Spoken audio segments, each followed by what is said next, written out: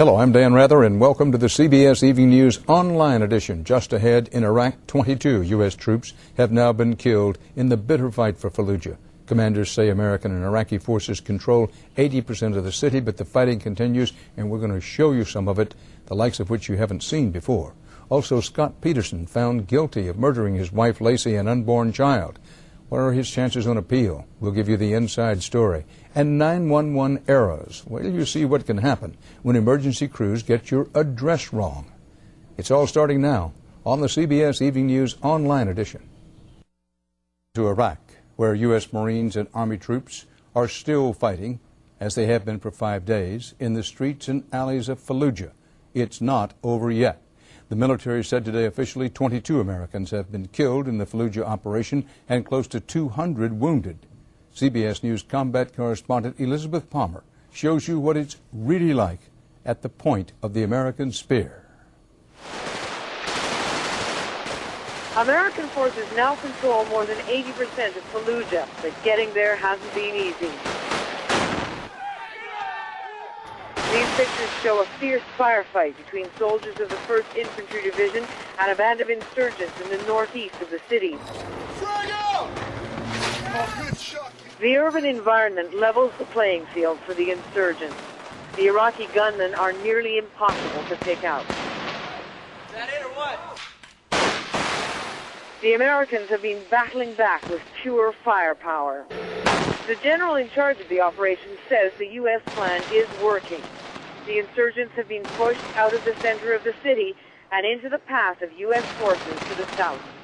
Those who didn't want to fight to the death have had enough, and those who want to fight to the death are running out of steam. We'll accommodate them. But taking the city may be easier than keeping the peace here. Just as U.S. forces say they're confident they're wrapping up in Fallujah, out here in the countryside, 10 miles away, the insurgency hasn't slowed down one bit.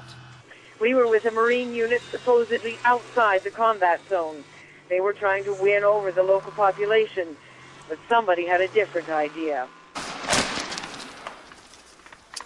Hey, it's Whippleton, so don't shoot at them. It was a roadside bomb that caught the Marine patrol as it rolled by. Hey, their vehicle's on fire! 3 Marines were injured, and the rest were shaken up. Hey, get that driver out!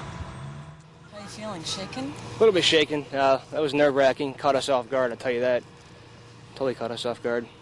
The Americans can't afford to let down their guard in this complex and politically charged war.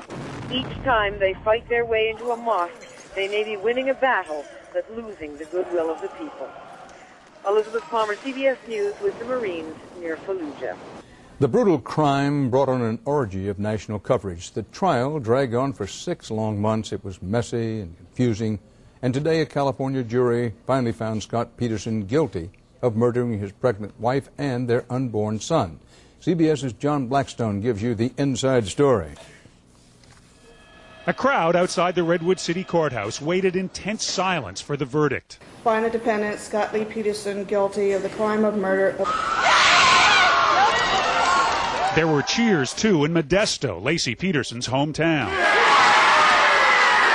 Inside the courtroom, even the judge seemed to choke with emotion. Lacey Peterson's family sobbed, but Scott Peterson showed no obvious reaction. His mother walked in silence out of the courthouse, past the crowd still cheering the verdict.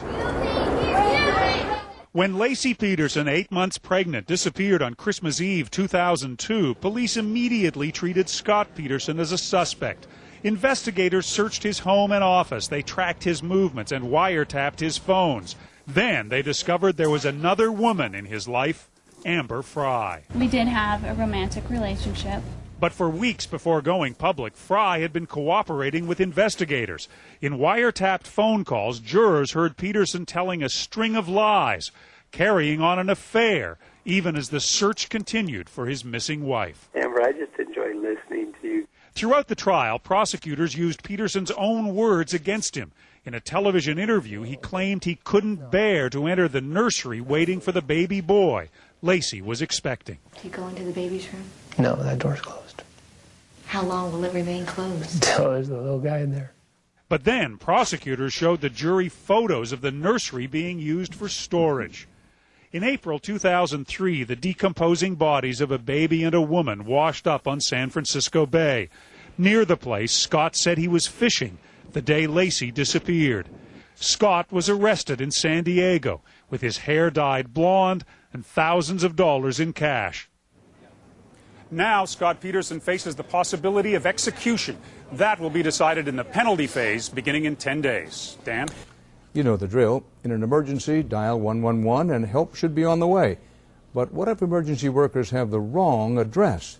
It happens more often than you might think, sometimes with tragic results. So how can you be sure they know where to go? CBS's Bob McNamara has information you need in CBS's Friday Consumer Alert. In suburban Des Moines. 911. Hi, my husband is in cardiac arrest. Okay. And I'm at 3411 Southwest 35th Street in Ankeny. But emergency crews were sent to the wrong house because the caller's phone number wasn't linked to the right address. Well, I'm here, and the subject said there's nothing wrong here. Rescuers did finally reach the correct address, but too late to save 48-year-old Scott Mine. It happens a lot, I believe, and I just don't think people realize it or don't report it. It's just this time when someone died. In a Denver suburb, a similar mistake. Ma'am, calm down. Is he conscious? Ma'am? 5-month-old Christopher Vasquez's mother's call was transferred several times in an address mix-up, and the infant died. No mother would ever want to do that. Never.